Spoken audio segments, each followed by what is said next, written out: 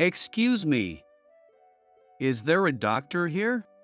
The panicked voice of a staff member echoed through the quiet, upscale inn, an unusual disturbance in such a refined setting. Lying on the floor beside them was an elderly woman. Call an ambulance. I called out to the flustered staff and quickly began administering first aid. Just then, the elderly woman's daughter arrived, her voice trembling. You said you were a failure of a medical professional. Who are you, really? When I revealed my identity, she clung to my arm, tears welling up in her eyes.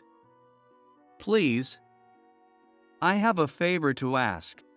Amid the gentle drizzle of the rainy season, I arrived at the final stop of the mountain railway, gazing at the hydrangeas swing in the mist. Despite the gloomy weather, this hot spring town, conveniently close to the city, was bustling with young travelers and international tourists. My sole purpose here was to enjoy the hot springs, so I made my way past the lively groups of tourists and headed toward my chosen inn. I'm Liam Thompson. As a gift to myself for turning 40, I was traveling solo across Japan. Please enjoy your stay. Welcomed with warm Japanese hospitality, I was shown to my room, a tranquil space that exuded the warmth of natural wood. Although traditional in style, the room featured wooden flooring and a low bed, blending modern aesthetics with classic Japanese design. On clear days, the view from the window would be of lush green mountains. Unfortunately, the rain had veiled the scenery in mist. But the gentle sound of raindrops against the window created an atmosphere of quiet elegance. After placing my luggage down casually, I listened to the sound of the rain outside and allowed myself to drift into a rare moment of relaxation. How long had it been since I last felt this at ease? With only 10 rooms, this quiet inn felt like a hidden sanctuary. A retreat for those seeking refuge from the relentless pace of life and the noise of the city. The inn offered all-you-can-drink service throughout the stay.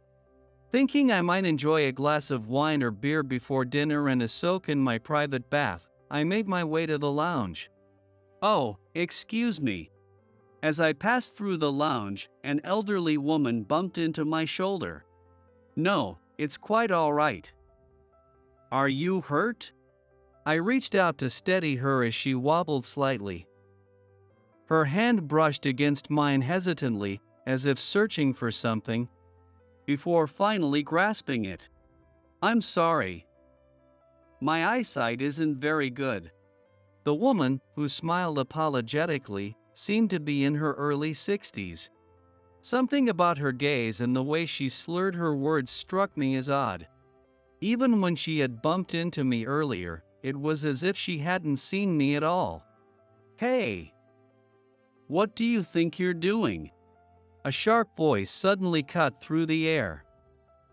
Startled, I turned to see a younger woman marching toward us and stepping in between me and the elderly lady. Early 30s, perhaps? Judging by her age, she was likely the elderly woman's daughter. She looked at me suspiciously, and I couldn't help but frown in response. Suzanne, no. I was feeling unsteady and accidentally bumped into him. He kindly offered me a hand. The elderly woman hastily spoke, and the woman called Suzanne quietly said, I see. My apologies.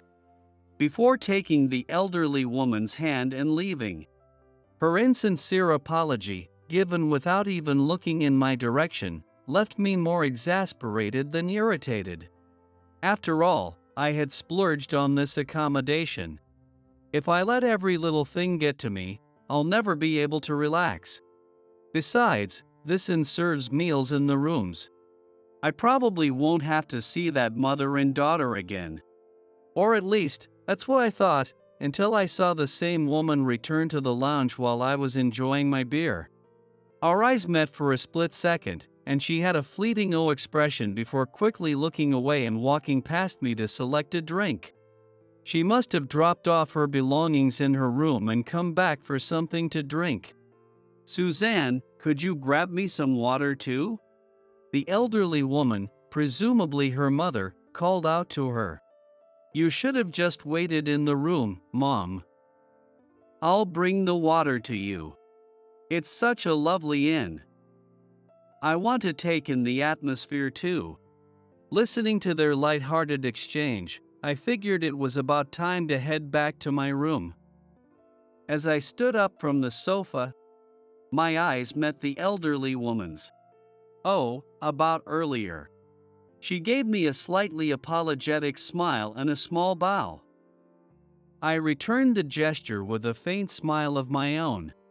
The daughter, however, didn't acknowledge me at all. Not that I cared. There was no need for any further conversation between us. "Are you bringing your medicine now?" "You could just have it here." "Yes." Just as I placed my empty beer glass on the return tray and was about to walk past them, the elderly woman fumbled through her bag. A small case slipped from her grasp and fell to the floor. "You dropped something." "Here." As I picked it up to hand it back, I noticed that it was a plastic pill case. Recognizing the types of medication inside, I involuntarily froze for a moment. "Oh, thank you." As the elderly woman reached out to take it from my hand, her hand hesitated for a moment. Then, the daughter, standing beside her, said, "Thanks," and swiftly took the case from me. "What?" Perhaps noticing the way I had been staring at the pills, the daughter eyed me suspiciously. "That medicine." "Ah, never mind. It's rude to stare at someone else's belongings." "My apologies." I realized that scrutinizing someone's medication, something so personal, was intrusive, and I regretted my actions. "Are you a pharmacist or something?" My reaction seemed to have only heightened her suspicion. "Ah, I used to work in the medical field." That was the safest response. There was no need to go into unnecessary detail with a stranger. Used to, huh? You know, there are people who just dabble a little in medicine and then act like they know everything, commenting on medicines and symptoms. Those who quit halfway love to flaunt their shallow knowledge. But half-baked expertise and unsolicited advice are just nuisances. I haven't said anything. The way you looked at it was enough. It's irritating. I am a doctor. Unlike those who quit halfway, I am still practicing. Ah, so she's one of those prideful doctors. I've met plenty of doctors who look down on others. The kind obsessed with research papers, sucking up to the right people, and earning their PhDs. For them, status is everything, including what university they attended, which professor they trained under, and how elite they are. "Suzanne, that was uncalled for. Anyway, I don't need a stranger meddling in our business." "Mom, let's go back to the room." Scolded by her mother, Suzanne's expression briefly softened into something almost childlike, even awkward. She quickly turned away from me, took her mother's arm, and led her away. As they left, the elderly woman turned and gave me a small bow. She reminded me of those prideful doctors I knew, but something about her words felt different, like she was forcing herself to act that way. Was she lacking confidence? Trying to convince herself of something? Doctors may seem prestigious from the outside, but the medical field is a small, insular world. Depending on the environment, the pressure and interpersonal relationships can break people. Perhaps she was someone struggling under that weight. Well, not that it's any of my business. It had been a while since I'd encountered this kind of pointless one-upmanship from someone in the same field. I decided to pour myself a second beer. This inn took great pride in its seasonal cuisine, and the beautifully presented dishes on my table lived up to the reputation, both in appearance and taste. Unlike in my 20s, when I prioritized quantity over quality, I now find myself appreciating refined flavors more. The thought makes me smile slightly. I really have gotten older. After filling my stomach, I decided to rest a bit before heading to the large hot spring. Though my room had its own private bath, I wanted to take advantage of the spacious public one. Sinking my body into the wide tub filled with natural hot spring water, I stretched out my arms and legs. The gentle minerals seeped into my skin, warming me from the inside out. I couldn't help but let out a sigh, but perhaps because this inn has only a few rooms and a private bath, I was the only one here. Being able to enjoy this place without worrying about anyone else, what a luxury. Letting myself go completely, I watched my own hand float and sway in the water, moving lazily without my intention. Can I ever use these hands for someone else again? It's been nearly a year since I stepped away from my work. What was it that I really wanted to be? How many times have I asked myself that? The warmth of the water, not too hot yet deeply penetrating, slowly dulled my mind. I may have soaked a little too long. Scooping up a handful of clear water, I splashed it over my face before stepping out of the bath. Oh, we meet again.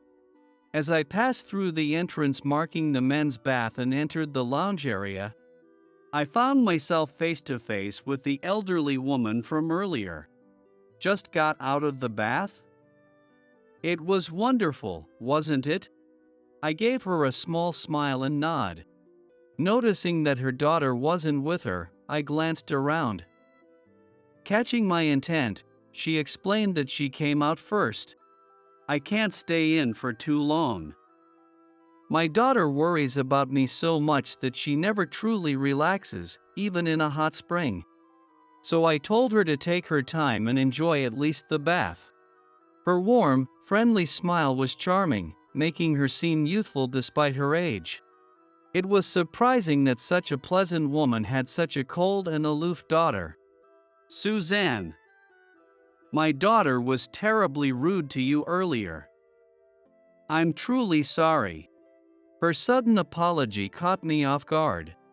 As if she had read my thoughts, she continued. You may think I'm just a doting mother, but she was never like this before. Ever since I got sick, she's been under so much pressure. She's been forcing herself to act tough.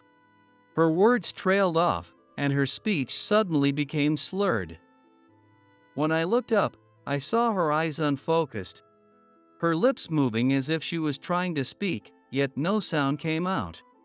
This is... Her body stiffens, and she collapses. I caught her before she hit the floor and gently laid her down on a nearby sofa. Grabbing the direct line to the front desk, I quickly explained the situation and instructed them to call an ambulance immediately. Checking her vitals, I monitored her pulse and pupils. 5 minutes passed. Then, Mom? A high-pitched, panicked voice rings out behind me. Turning, I saw Suzanne, her slightly damp hair suggesting she just got out of the bath. Ah, you must be her daughter. She collapsed about 5 minutes ago. It started with sudden speech loss. She's stable for now, but an ambulance is on the way. Suzanne's face turned pale as she shakily reached for her mother's hand. Mom! When the paramedics arrive, you need to give them instructions. You should know her condition better than anyone. What's her diagnosis? Is she hospitalized or under outpatient care? Her brain.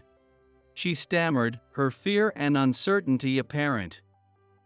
I placed a firm hand on her shoulder. Pull yourself together. Her eyes snapped to mine, and I lower my voice, trying to keep it calm and reassuring. It's going to be okay. She stared at me for a moment, then finally nodded, though the worry in her eyes remained. A brain tumor. Just as I suspected. When the ambulance arrived, I rode with them, keeping an eye on the elderly woman while Suzanne, still trembling slightly, sat beside her. Luckily, the hospital where she was receiving treatment was less than an hour away. It was also conveniently Suzanne's workplace.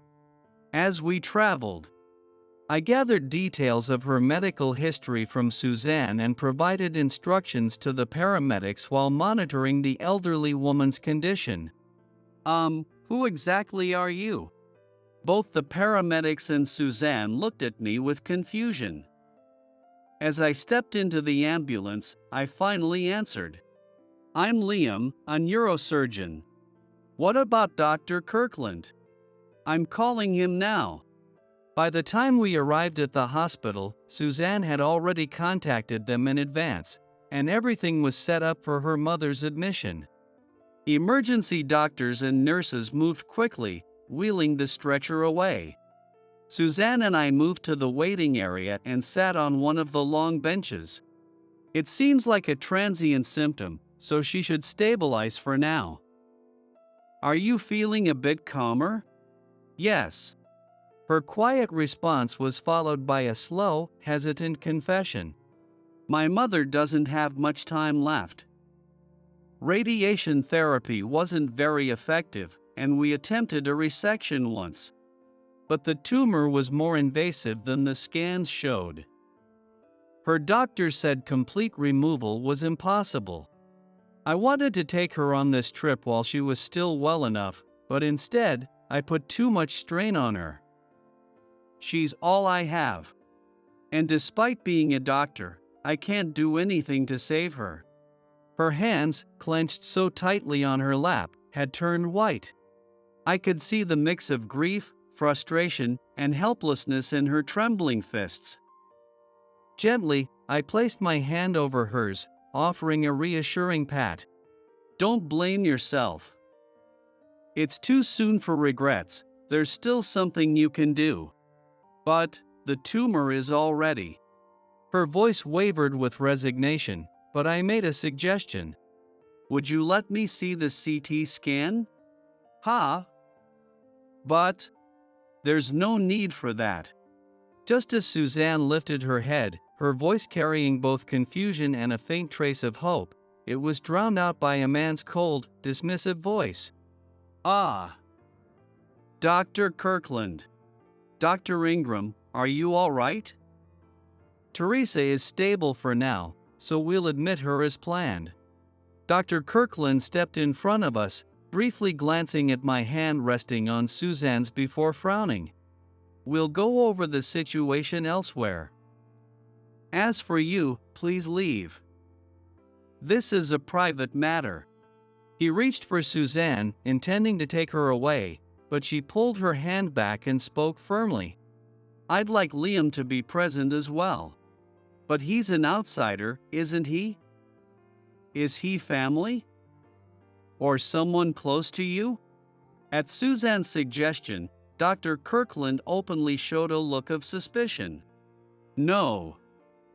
But he provided precise, immediate care from the moment my mother collapsed. He specializes in neurosurgery. I'd like his insight. Fine. Though reluctant, Dr. Kirkland agreed, and we moved to another room. As you can see from the CT scan, this is her current condition. After showing us the CT scans taken after the transport and explaining everything to Suzanne and me, Dr. Kirkland let out a small sigh before speaking. Liam, was it? As you can see, Teresa's tumor has already spread extensively, reaching critical areas like the language center, making resection impossible. I assume even an unknown, self-proclaimed neurosurgeon like yourself can understand that? I have published papers in this field, earned recognition, and am an associate professor at this university hospital. I don't need unsolicited advice from an unproven doctor. This discussion is over, and I have more important things to do. With that, he turned to Suzanne, speaking to her in a much softer tone, "Dr. Ingram, I'll follow up with you later."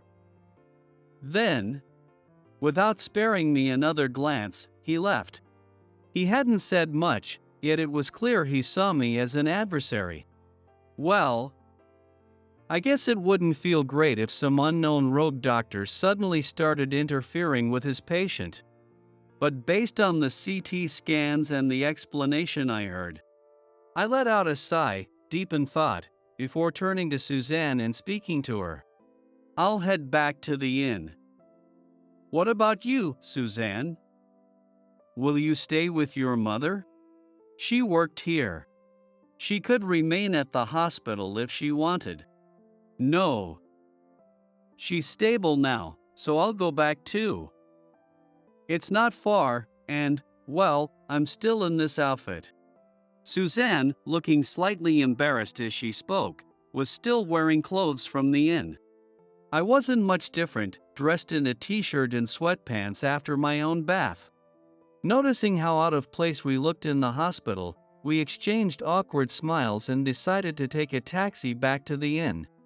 While riding in the taxi, as we sat in the cramped back seat, I suddenly became aware of Suzanne sitting beside me in her loosely worn clothes from the inn, making me feel a bit nervous. Her profile, gazing out the window, was framed by her slightly tousled long hair, casting a shadow over her cheek and giving her a melancholic air. Her hair, still damp from the bath, had dried naturally without being brushed, leaving the ends in soft, loose waves. She was beautiful.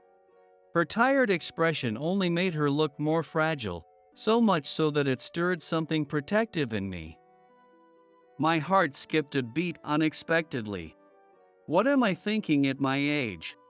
I sighed, exasperated with myself for having such trivial thoughts in this situation, and shifted my gaze out the window. As the taxi ascended deeper into the mountains, my mind, despite my best efforts, began simulating how much of that tumor I could remove with my own hands. At some point, the rain had stopped, and faint moonlight peeked through the clouds. May I come to your room?" The moment I stepped out of the taxi and took a deep breath, Suzanne's words unsettled me once again. "Huh? Why?" I tried to keep my voice as composed as possible. "I want to hear your thoughts, your medical opinion on what Dr. Kirkland said earlier. Is that all right?" "Ah, I see." I nodded in understanding and simply told her my room number as she went to drop off her belongings. Then, I returned to my room to wait for her. I make myself a cup of coffee in the lounge and return to my room. As I take a sip, trying to calm my somewhat restless mind, there's a knock at the door after a while. "Come in." Expecting her to have changed, I was surprised when Suzanne entered still in her clothes from the inn. Men are said to be visually driven creatures, and I was apparently no exception. I felt an odd conflict within myself, an awareness of my own thoughts and reactions that reminded me just how complex and yet simple the human brain is.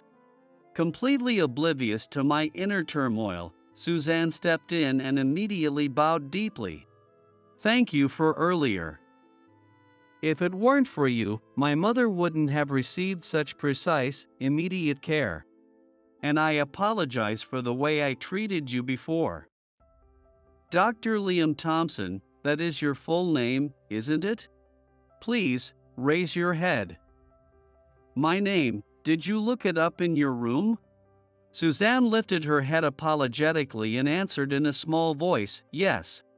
A world-renowned neurosurgeon. A true genius who has performed countless difficult surgeries. I had no idea I was speaking to someone of such caliber. I sincerely apologize." Hearing the way Suzanne referred to me, I couldn't help but laugh. Is that how they described me? I'm no genius. Not every patient I operated on made a full recovery. Some could only be given more time. And there were many I couldn't save at all. Suzanne swallowed hard, then took a deep breath as if steeling herself before asking, "Dr. Thompson, do you think my mother has a chance? You're a doctor too, so I'm sure you understand. I never say anything is 100%. But it's not 0% either. I do think there's a possibility of removing the tumor." At my words, the uncertainty in Suzanne's eyes faded, replaced by a newfound light. "Really? There's a surgical method that might work, based on past cases I've handled. The question is whether her attending physician can perform it. The procedure I was considering had been passed down from the surgeon I trained under. There were very few doctors in the country capable of performing it. Dr. Thompson, could you do it? If our hospital has the necessary equipment, could you perform the surgery there? I'll talk to the administration. With your reputation, they'll approve it. Please, I'm begging you." Her desperate plea overwhelmed me for a moment. I was caught off guard by the sheer intensity of her emotions. "My mother, she raised me alone." Suzanne's voice dropped to a whisper. Her father had died of illness when she was very young, leaving her mother, Teresa, to raise her alone. Determined never to let finances dictate her daughter's future, Teresa worked tirelessly. But to a child, the absence of a parent, being left alone while her mother worked long hours, was a crushing loneliness. At one point, Suzanne had withdrawn into herself, lashing out at her mother, resenting their situation. Parental love. Parental love for child is as vital as food for the body, an essential form of nourishment for the heart. No one could blame young Suzanne for yearning for it. And Teresa had felt the same. But she had worked through exhaustion, holding on to a single thought, for my child. Because she's my everything. Yet, when Suzanne had finally broken down and cried out for her, it had shattered her. "I'm sorry, I'm so sorry, Suzanne. I must be a terrible mother for making you feel so lonely."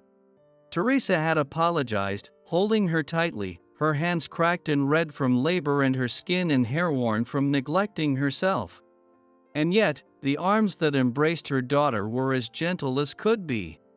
Even so, the arms that held Suzanne, those arms that embraced what was more precious to Teresa than anything, even herself, were immeasurably gentle. And that alone was enough for Suzanne to understand just how much her mother loved her. That's why she worked tirelessly, determined to return that love once she became an adult. She studied with all her might, earned a scholarship with outstanding grades, and entered medical school, eventually becoming a doctor. Even if I can study and even if my research is well received, in the end, I can't even help my own mother. I'm such an unfilial daughter. Aren't I? And then, with a self-deprecating chuckle, Suzanne added, "On top of that, I take out my own uselessness on those around me. I know I'm not skilled enough, yet I can't accept it. That makes me a failure as a doctor, too." As she lowered her gaze, on the verge of tears, the dark circles under her eyes appeared even more pronounced. There's no such thing as a perfect human, just as there's no such thing as a perfect doctor. Right now, you're acknowledging your own shortcomings and struggling to improve. That means you can still grow. Adding a quote from the father of modern Japanese medicine's words with passion and sincerity, I watched as a single tear slipped from Suzanne's trembling eyes. "Thank you." Saying that, Suzanne gently rested her forehead against my shoulder. "Sorry, just for a little while, let me cry," she whispered softly. As silent tears continued to fall, I could feel the warmth of her body against my right shoulder, and my heartbeat quietly picked up pace. Even so, I remained silent and let her lean on me. After a while, I felt the weight on my shoulder grow heavier. Curious, I glanced down at her face. Suzanne? I called her name softly, but the only response was the sound of steady, quiet breathing. Her reddened eyes and the deep shadows beneath them revealed just how exhausted she must have been, likely enduring sleepless nights. I couldn't just leave her like this. After some hesitation, I carefully carried her over to the double bed, making sure to leave as much space as possible before lying down as well. And the next morning, even with the sliding doors closed, the large window bathed the room in morning light. It seemed today was the complete opposite of yesterday's gloomy weather, a bright and clear day. Being a light sleeper, I awoke as soon as the room became bright. I was in shock. As soon as I opened my eyes, I found myself staring at a sleeping woman's face, and I let out a startled gasp. Still groggy, I forced my brain to recall what had happened the previous night. Careful not to wake her, I slowly sat up and reached for my phone by the bedside. The time was just before 7 a.m. Breakfast was scheduled to be delivered to the room at 8 a.m. I wondered if I should call the front desk to request an additional meal for her as well. Just as I was considering it, I sensed movement beside me. She furrowed her brows slightly, her eyelids fluttering open just a little, swollen from crying last night. "Good morning. Did you sleep well?" At the sound of my voice, she flinched slightly, her eyes snapping open as our gazes met. "Good morning." After freezing for a few seconds, she responded hesitantly, her politeness making me almost smile. As she adjusted her clothes, she sat up, avoiding my gaze with a faintly embarrassed expression. Well, waking up in the same bed as someone you just met yesterday was certainly an unusual situation. From what I gathered from our conversation last night, she had likely led a rather serious and disciplined youth, making this scenario even more unimaginable for her. The slight disarray in her clothes seemed to mirror the turmoil in her heart. No, the one who's flustered here is me. Could I ask you for something? Ha! Still lost in my own ridiculous thoughts, I let out a weird, startled noise at her sudden request.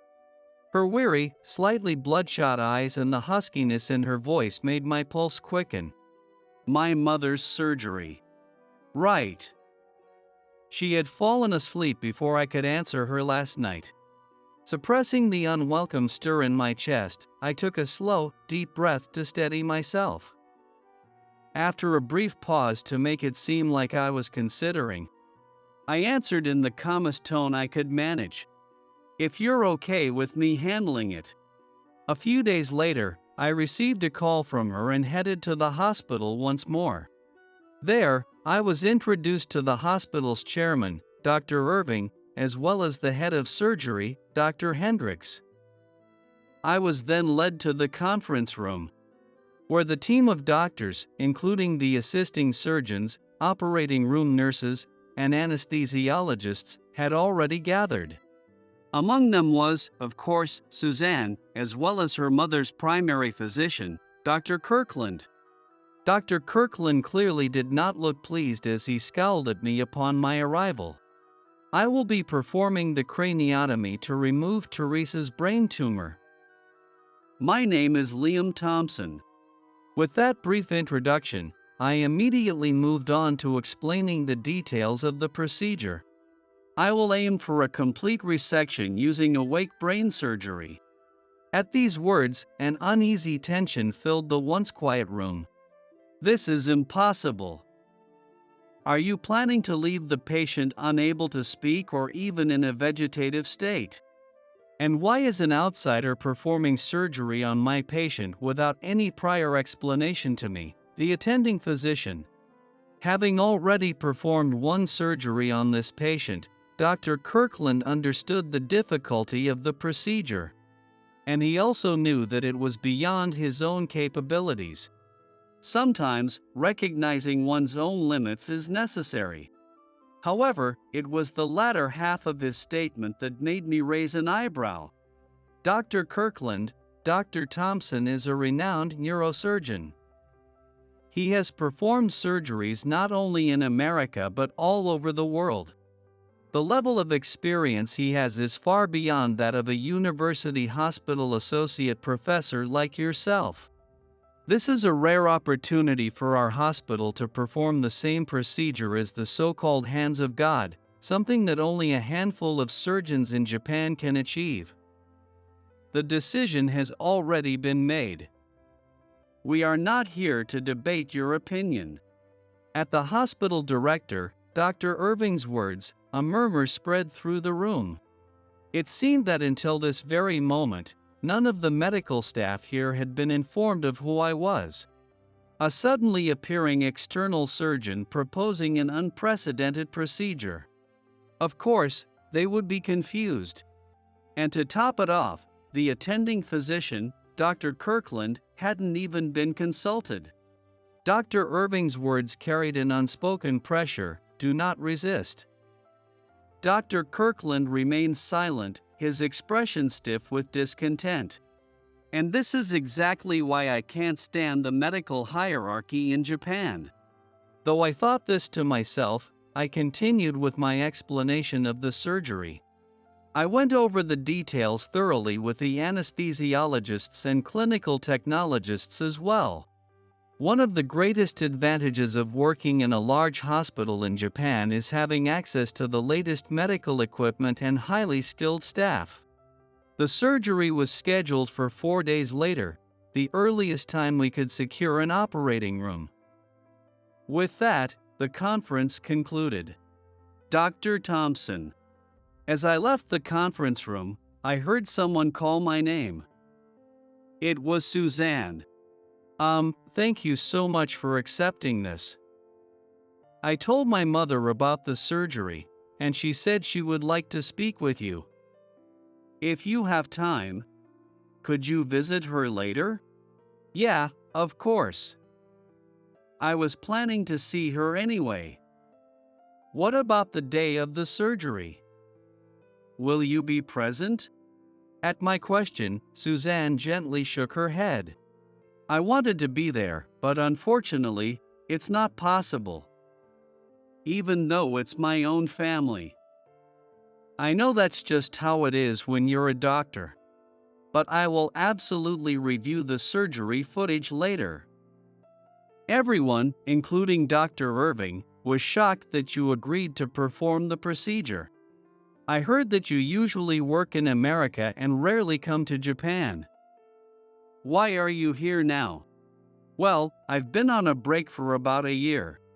I hesitated slightly in my response. Did I ask you for something unreasonable during your time off? Suzanne looked apologetic, lowering her gaze.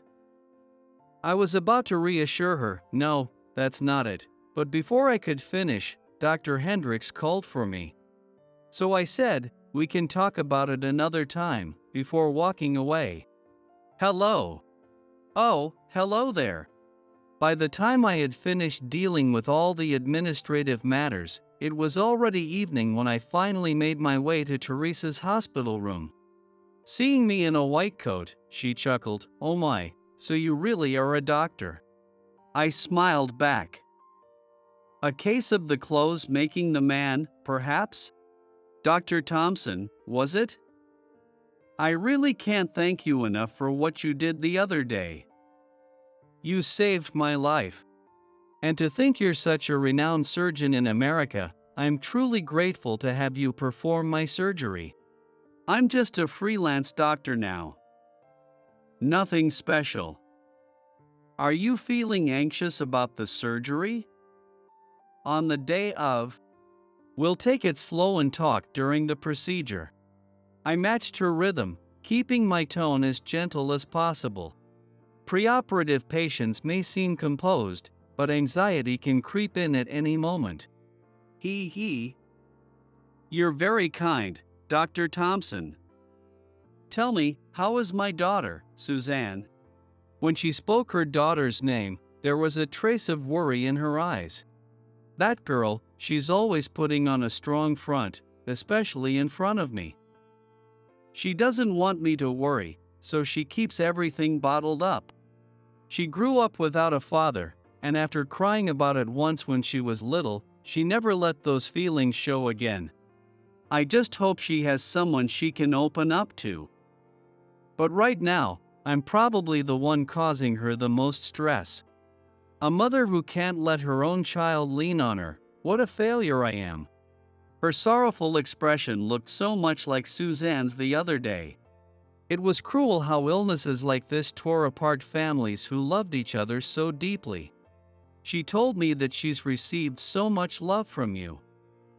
That's why she wants to give back. That alone makes you a wonderful mother, doesn't it? But if you still feel like there's more you need to express, then live live and tell her yourself. Let her know she is your precious, beloved daughter. And spoil her as much as you want. I'll do everything I can to make sure you get that chance. Teresa's gaze softened as she smiled. Thank you. On the day of the surgery, in the middle of a break between her duties, Suzanne found me before the operation. Dr. Thompson. Thank you for today. There are so many things I still haven't told my mother. She looked troubled, struggling to put her thoughts into words. I placed a reassuring hand on her shoulder. Tell her everything after the surgery. Now, go to your job. Suzanne bit her lip tightly before responding with a firm yes. She gave me a small bow and quickly returned to her work. Just before the surgery began, I still don't trust your skills. A full resection of that tumor, it's impossible.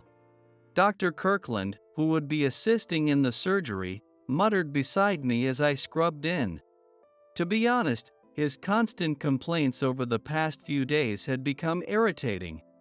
And right now, we were about to perform a surgery that involved a human life. I didn't need any distractions. Dr. Kirkland, if you have objections, you're free to step down as an assistant. It's better to have one less person than to have someone who disrupts the team. The second and third assistants will be more than enough. Also, assuming that others can't do something just because you can't will only limit your own potential. I had kept my silence up until now, but my cold response made it clear I had no patience for his doubts. Even with the mask covering his face, I could tell he was scowling. Still, he looked like he wanted to argue further. If you can't focus, get out, I told him bluntly before stepping into the operating room. Awake craniotomy requires the patient to remain conscious during the surgery. We keep them engaged in conversation, showing them pictures and books to confirm their cognitive functions as we operate. An MRI is used throughout the procedure to continuously monitor brain activity, ensuring that we don't damage critical areas responsible for movement, speech, and recognition. Meanwhile, we must also work swiftly to remove the tumor. Once Teresa was transitioned from general anesthesia to local anesthesia, I spoke to her gently. Teresa, let's have a chat, shall we? We talked about her hobbies, her favorite celebrities, her home, and, of course, her daughter. She spoke calmly, seemingly at ease, as I carefully excised the tumor. Then, suddenly, her smooth conversation halted. Teresa, can you recognize this picture? A nurse pointed to an illustration in a picture book. Teresa hesitated, her words sluggish. It's hard to say. This was an indication that we were near the language center of the brain. We continued testing and adjusting our approach, gradually removing nearly all of the tumor. Teresa, you'll go on another trip with Suzanne, won't you? As I said those words, just before she was placed back under general anesthesia, tears slipped down her cheeks. The surgery lasted approximately 2 hours. Once it was over, I stepped out of the operating room. "Dr. Thompson." Dr. Kirkland called out to me from behind. Despite all his protests, he had remained as my assistant throughout the procedure. That was incredible. Truly, I could never have done that. "I respect you." His drastic change in attitude made me chuckle slightly. "The only reason we could finish this quickly was because of your previous surgery. If not for that, this procedure could have taken longer or, in the worst case, it might have been too late.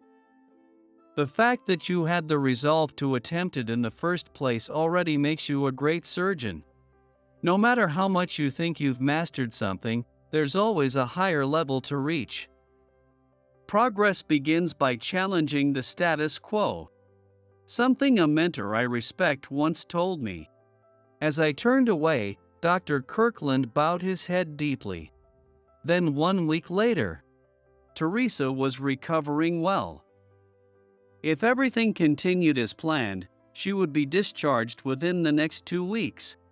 Of course, there was no guarantee the tumor wouldn't return, so regular checkups would be necessary. Still, for someone who had once been given a terminal prognosis, the fact that she had been given a second chance at life meant everything. She was eager to leave the hospital, constantly telling Suzanne, who visited her daily, that there were many things she wanted to do together once she was discharged. When I went to check on her, her speech had improved significantly, and she could barely stop talking. "Thank you so much." Seeing her so happy, I couldn't help but smile as well. "Can we talk for a bit?" Suzanne's voice called me aside. She led me up to the hospital rooftop. Since it was an area off limits to patients, we were the only ones there. The sun was setting, casting a warm glow over the sky. The rainy season was almost over, and lately, the skies had been clear more often. "Once again, thank you so much for everything." I gently urged her to lift her head as she bows deeply. "You've thanked me plenty of times already. Your mother has, too. And besides, I'd been paid well for my work. I've received what I'm owed." When I chuckle and make a joking remark, Suzanne lifts her head and smiles as well. As I see her relaxed smile, perhaps for the first time, I narrow my eyes and think, so this is how she smiles so gently. Somehow, she reminded me of her mother. "Dr. Thompson, what are you planning to do next? Are you going back to America?" Out of nowhere, Suzanne suddenly asks me a question. "Well, I don't know. Honestly, I'm not sure if I'll go back to America. Just a while ago, I was even questioning whether I should continue being a doctor. But after taking on this surgery, I realized something. I will continue.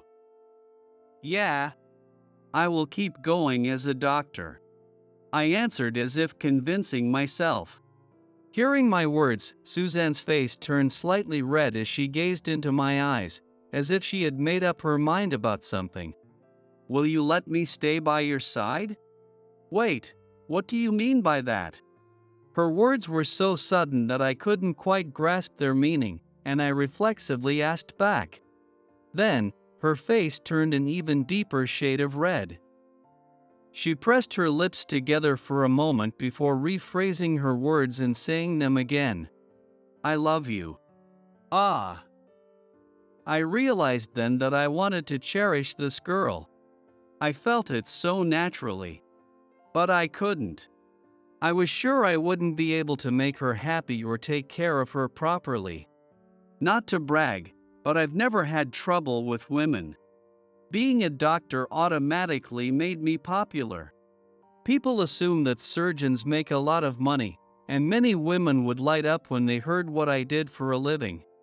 But in reality, it's a brutal job, hardly any days off, barely any rest, and even on rare breaks, I could get called in at any time. It's not as glamorous as people think. No matter how many women pursued me, none of my relationships lasted a year. They all said the same thing in the end: you're always working. The last time I was dumped was about a year ago. She told me, "What's more important, your job or me?" Something I found utterly ridiculous. They're not even on the same scale. It's not something to compare based on emotions. What kind of doctor are you? You only see the diseases, and you don't even see the people. You don't even see me. It felt like I'd been struck in the head with a blunt object. You only see the disease. That one sentence shook my entire view of my job. Because back then, it was true. At first, I just looked up to a genius doctor. When I was a kid, I saw it on TV, the so-called hands of God. A neurosurgeon who could pull off impossible brain surgeries that others had already given up on. A doctor whose skills were sought after not only in Japan but worldwide. To me, that surgeon was more of a hero than any superhero from comics or action shows. I pursued medicine out of admiration. I studied like crazy, sought guidance from the person I looked up to, traveled all over Japan and the world alongside them, and gained experience through countless cases. I was so caught up in tackling never-before-seen cases and high-difficulty surgeries that I forgot. It had become like completing missions, checking off objectives one by one. Maybe I had grown arrogant, basking in my own skills and reputation. At some point, I had lost sight of the one thing I once held dear, the desire to save people. Where had I left that feeling behind? That relationship would have ended sooner or later anyway, but that breakup marked a turning point. I finished up the surgeries I had scheduled. And 6 months later, I took a long break. I needed to step away from the operating room and take a hard look at myself. A doctor who forgets something as fundamental as saving people doesn't deserve to be praised. And someone like me can't even make one person happy. That's why she shouldn't be with me. I couldn't bring myself to look at her. No, I didn't dare to. But then, I felt her gentle hands cupping my cheeks. When I lifted my gaze, I found her smiling softly at me. "But you did save someone, didn't you? You saved my mother.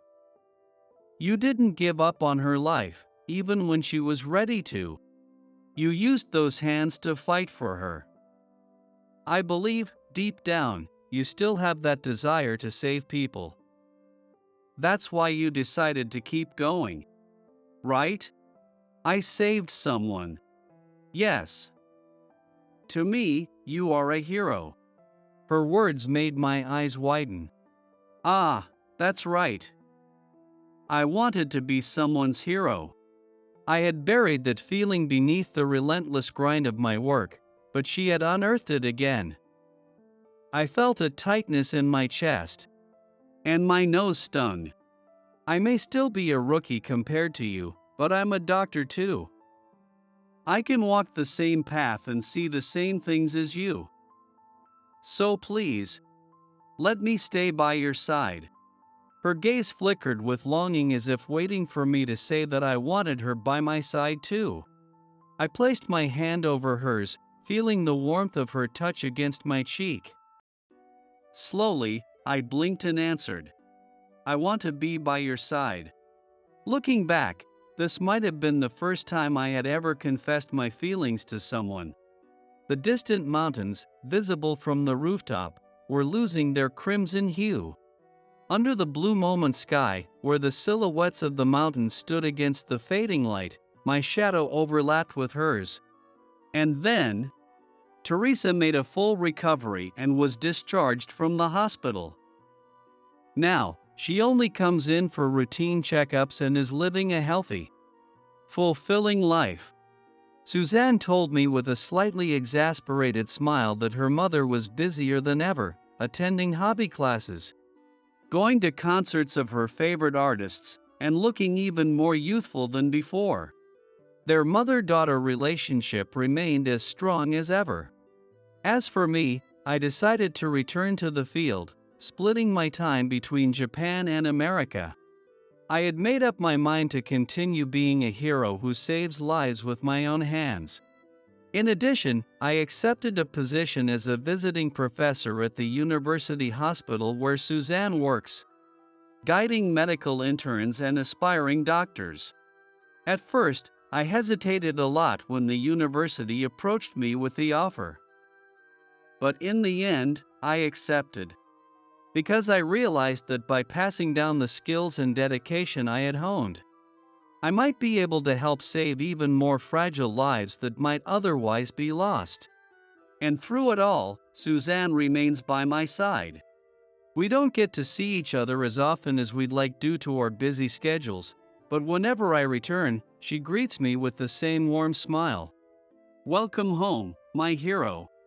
I will no longer let anything slip through my fingers. With passion and sincerity in my heart, I will keep moving forward.